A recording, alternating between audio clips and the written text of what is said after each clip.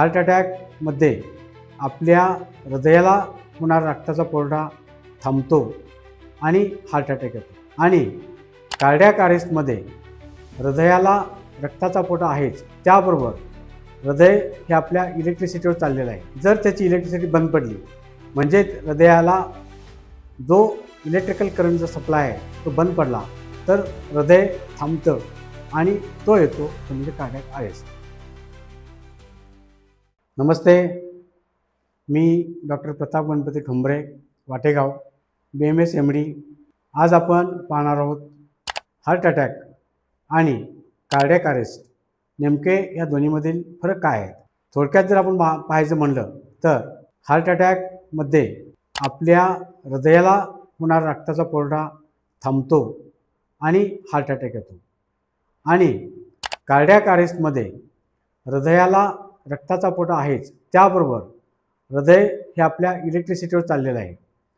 जर त्याची इलेक्ट्रिसिटी बंद पडली म्हणजे हृदयाला जो इलेक्ट्रिकल करंटचा सप्लाय आहे तो बंद पडला तर हृदय थांबतं आणि तो येतो तो म्हणजे कार्डियाक अरेस्ट। आता आपण नेमकी या सर्वची कारणं काय आहेत, हार्ट अटॅक असू दे किंवा कार्डियाक असू दे, अरेस्ट असू दे, याची कारणं म्हणजे आधुनिक जीवनशैली। आधुनिक जीवनशैली म्हणजे आहार, विहार, आचार, विचार यामध्ये आनुवंशिकता पण येते, पण आनुवंशिकतेपेक्षा सुद्धा आधुनिक जीवनशैली हे जास्त कारणीभूत आहे। त्यामधला मुख्यत्वे कोण आपण तो बघणार आहोत तो म्हणजे आहार। आज आपण जो आहार घेत आहोत ते म्हणजे junk food, pack food, refined oil अशा पद्धतीचा आहार आहे। तो आहार आपल्याला जास्त घातक आहे। मुख्य याच्यासाठी इन्शुलिन आपल्या शरीरामध्ये असतं आणि आपल्या शरीराच्या 3 गोष्टी जास्त महत्त्वाच्या असतात। एक पहिली म्हणजे ग्लुकोज बॅलन्स, दुसरी म्हणजे हार्मोनल बॅलन्स आणि तिसरी म्हणजे गट बॅलन्स। या 3 गोष्टींचा जर बॅलन्स आपण जर व्यवस्थित राखला तर मग आपल्याला हार्ट अटॅक किंवा कार्डियाक अरेस्ट होण्याची शक्यता फार कमी असते। ग्लुकोज बॅलन्ससाठी आपण आपल्या शरीराला जे ग्लुकोज लागतं ते आपण नॅचरल सोर्समध्ये ग्लुकोज घेतलं पाहिजे। रिफाइंड आणि शुगर, व्हाईट शुगर आपण खाल्ली नाही पाहिजे। दुसरी गोष्ट म्हणजे आपल्या आहारामध्ये जे आपण फास्ट फूड घेतो ते खाल्लं नाही पाहिजे। दुसरी गोष्ट म्हणजे पिझ्झा, बर्गर अशा पद्धतीचा आहार नाही पाहिजे। दुसरी गोष्ट आपल्या हार्मोनल बॅलन्ससाठी आपण हार्मोनयुक्त आहार कुठलाही घेतला नाही पाहिजे। हार्मोनयुक्त दूध, हार्मोनयुक्त मांस आणि रिफाइंड ऑइल हे आपल्याला टाळता आलं पाहिजे।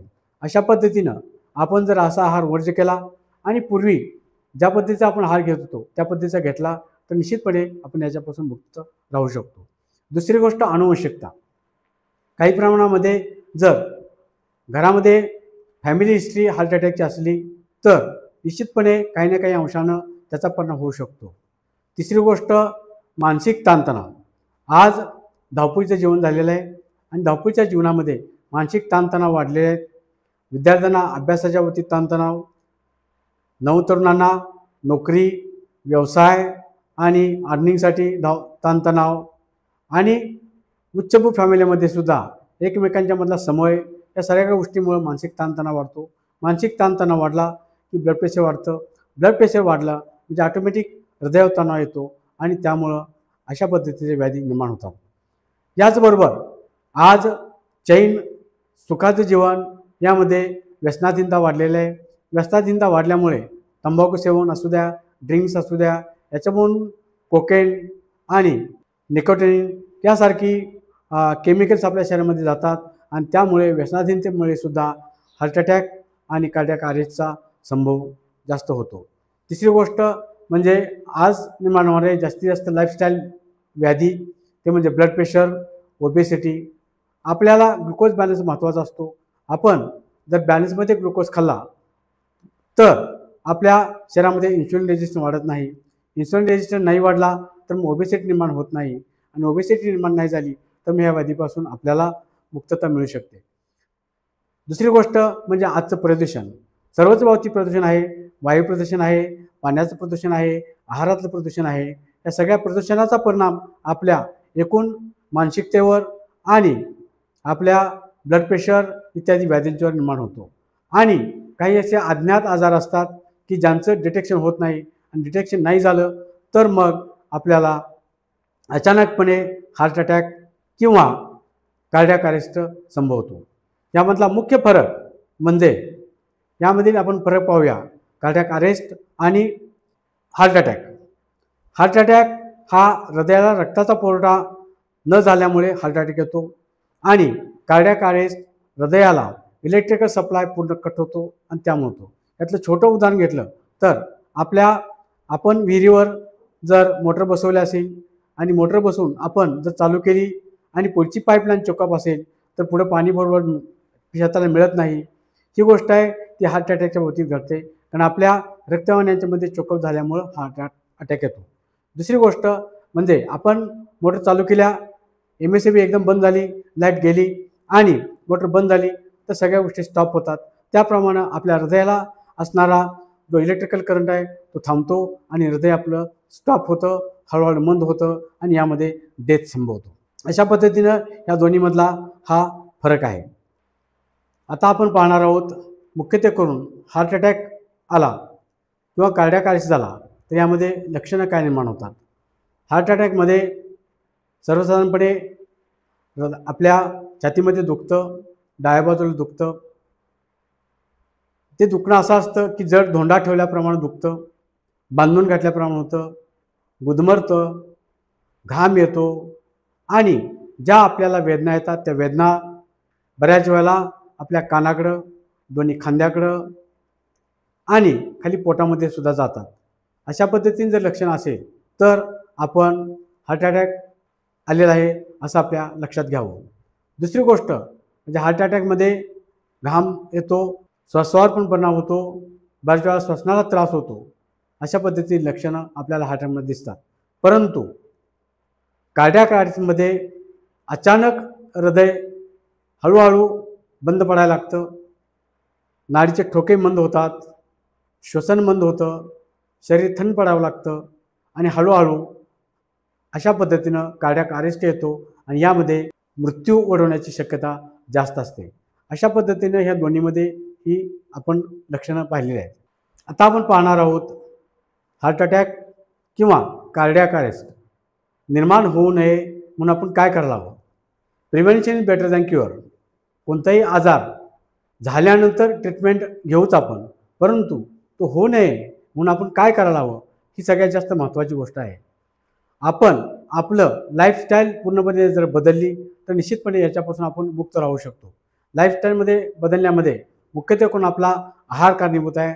आहारामध्ये आपण जंक फूड, प्रोसेस्ड फूड, त्यानंतर रिफाइंड ऑइल आणि आपल्याला मांस, मटण इत्यादीचं सेवन कमी करणं, व्यसनाधीनता कमी करणं, ड्रिंक्स न घेणं ही आपल्याला लाईफस्टाईलमध्ये करता येईल। दुसरी गोष्ट म्हणजे आपण आपल्या लाईफस्टाईलमध्ये लवकर उठलं पाहिजे, व्यायाम केला पाहिजे, प्राणायाम केला पाहिजे, कपालभाती इत्यादी सर्व आपण करायला हवं। जर आपण एक्झरसाइज करत राहिलो तर एक्झरसाइजमुळं आपलं वेट कंट्रोल होतं, एक्झरसाइजमुळं मानसिक शांतता मिळते।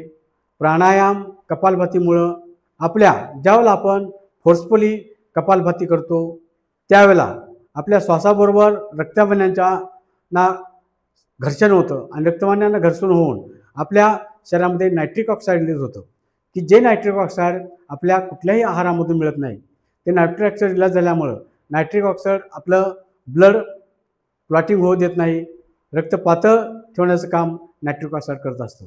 दुसरी गोष्ट म्हणजे आपण जर सातत्यानं व्यवस्थित व्यायाम करत राहिलो, व्यायामामुळे आपल्या शरीरामध्ये नॅचरल स्वरूपामध्ये एंडोर्फिन स्त्रवत असतं।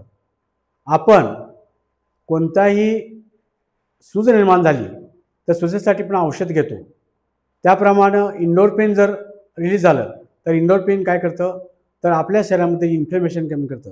जर इन्फ्लेमेशन जास्त वाढलं तर ते सुद्धा हार्ट अटॅक आणि कार्डियाक अरेस्टसाठी कारणीभूत असतं। आपण श्वसनाचे व्यायाम केल्यामुळं आपल्या शरीराला ऑक्सिजन व्यवस्थित मिळतो आणि ऑक्सिजन व्यवस्थित मिळाल्यामुळं आपल्या प्रत्येक पेशीला सुद्धा ऑक्सिजन व्यवस्थित मिळतो आणि संपूर्ण पेशी आपल्या कार्यरत राहतात। अशा पद्धतीनं आपण आहार आणि व्यायाम जर व्यवस्थित घेत राहिलो तर आपल्याला ह्या आजारांपासून निश्चितपणे अलिप्त आपण राहू शकतो। आपण आता हार्ट अटॅक पाहिला, त्याबरोबर कार्डियाक अरेस्ट। बऱ्याच वेळेला प्रकृती एकदम सुंदर असते, एक्सरसाइज असतो, सगळ्या गोष्टी असतात, परंतु वर्कआउट करत असताना अचानक आपण पाहतो की जिममध्ये मनुष्याला चक्कर आली, कोसळला आणि हळूहळू त्याचं हृदय बंद पडलं। ही सिच्युएशन म्हणजे कार्डियाक अरेस्ट आहे। तर हा कार्डियाक अरेस्टमध्ये इमिजिएट ट्रीटमेंट मिळणं ही सगळ्यात जास्त महत्त्वाची गोष्ट आहे। त्यातील गोल्डन आवर्स म्हणजे सर्वसाधारणपणे पहिल्या 10 ते 15 मिनिटांमध्ये आपल्याला ट्रीटमेंट मिळायला हवी, कारण जर आपण लवकर ट्रीटमेंट नाही मिळाली तर हळूहळू त्याचं श्वसन कमी होतं, श्वसन कमी झालं की रक्ताभिसरण कमी होतं, रक्ताभिसरण कमी झालं की मेंदूला रक्ताचा पुरवठा कमी होतो आणि मेंदूला रक्ताचा पुरवठा कमी झाला की मग ब्रेन डेथ होतो। एकदा जर ब्रेन डेथ झाला तर आपण अशा रुग्णाला वाचवू शकत नाही। त्यामुळं इमिजिएट त्याला व्यवस्थित झोपवणं, त्याला कार्डियाक मसाज देणं, त्याबरोबर आपण कृत्रिम श्वसन पण देऊ शकतो। कृत्रिम श्वसन माउथ टू माउथ आणि माउथ टू नोज अशा दोन्ही पद्धतीने द्यायचं। त्याला हार्टबोर्डवर झोपवायचं आणि हार्टबोर्डवर झोपून त्याची मान एका बाजूला करून आपण त्या ठिकाणी आपले गुडघे टेकून उभा राहून आपले दोन्ही हात ताठ ठेवून आपला डावा हात आहे तो डावा हात आणि उजवा हात यामध्ये अशा पद्धतीनं धरून आपण जर कार्डियाक मसाज दिला तर तो कार्डियाक मसाज निश्चितपणे फायदेशीर ठरतो। तो कार्डियाक मसाज देत असताना आपण एका मिनिटामध्ये सर्वसाधारणपणे 70 ते 80 वेळेला आपल्याला मसाज द्यावा लागतो। हा मसाज देत असताना आपल्याला कॉम्प्रेशन सर्वसाधारणपणे 1.5 ते 2 इंचापेक्षा जास्त करायचं नाही। अशा पद्धतीनं कार्डियाक मसाज आणि कृत्रिम श्वसन माउथ टू माउथ किंवा माउथ टू नोज अशा प्रमाणे देत राहिलं, त्याचं हळूहळू श्वसन सुरू झालं, हळूहळू त्याची नाडी सुरू झाली, तर मग आपण इमिजिएट अशा रुग्णाला घेऊन जाऊन आपण ट्रीटमेंट देऊ शकतो। यासाठी आपल्याला निश्चितपणे डिफिब्रिलेटरचा उपयोग होतो। डिफिब्रिलेटर वापरण्यासाठी फार सोपा आहे। डिफिब्रिलेटर अगदी अज्ञान किंवा कमी शिक्षित असणारा मनुष्यसुद्धा वापरू शकतो। डिफिब्रिलेटर जर एकदा आपण लावला तर डिफिब्रिलेटर लावल्यानंतर डिफिब्रिलेटरच स्वतः सांगतो की याला डिफिब्रिलेशनची आवश्यकता आहे किंवा नाही, किंवा डिफिब्रिलेशन किती वेळ करायला हवं। अशा पद्धतीनं हे इन्स्ट्रुमेंट वापरलं CPR आणि डिफिब्रिलेशन आपण जर करत राहिलो तर निश्चितपणे ह्या दोन्हीचा समन्वयानं फायदा होतो आणि रुग्ण वाचण्याची शक्यता जास्त असते। अशा पद्धतीनं आपण हा डिफिब्रिलेटर सुद्धा वापरू शकतो। आपण आता कार्डियाक अरेस्ट प्रिव्हेंशनसाठी पाहणार आहोत। कार्डियाक अरेस्ट प्रिव्हेंशन करायचं असेल तर निश्चितपणे आपण ज्यावेळेला ECG काढतो त्यावेळेला आपल्याला ECGमध्ये ब्रॅडीकार्डिया दिसतो आणि ब्रॅडीकार्डिया दिसत असेल तर मग पुढच्या तपासण्या करून आपल्याला आपण असं निदान करू शकतो की त्याला हृदयाला जो इलेक्ट्रिक सप्लाय आहे तो व्यवस्थित होतोय किंवा नाही होतोय। जर अशा पद्धतीनं जर हृदयाला इलेक्ट्रिक सप्लाय व्यवस्थित होत नाही असं जाणवत असेल तर आपण आपल्याला माहितीच आहे की पेसमेकर बसवता येतो आणि पेसमेकर जर बसवला तर आपल्या शरीराला इलेक्ट्रिकल करंट ज्या पद्धतीनं हवा आहे त्या पद्धतीनं हा पेसमेकर देत राहतो आणि इलेक्ट्रिकल करंट देत राहिल्यामुळं आपल्याला भविष्यात कार्डियाक अरेस्ट होणार असेल तर त्यापासून आपण मुक्त राहू शकतो। आपण आता हार्ट अटॅक आणि कार्डियाक अरेस्ट पाहिला।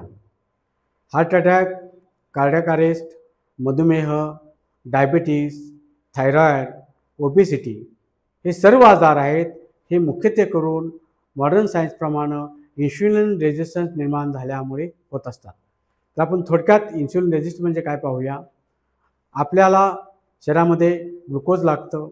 ग्लुकोज आपण ज्या आहारातून आपण ग्लुकोज खातो त्या आहारातून जे ग्लुकोज आपल्या रक्तामध्ये येतं ते रक्तामध्ये आलेलं ग्लुकोज आपल्या प्रत्येक पेशीला आणि अवयवाला लागतं। ते डायरेक्ट जाऊ शकत नाही।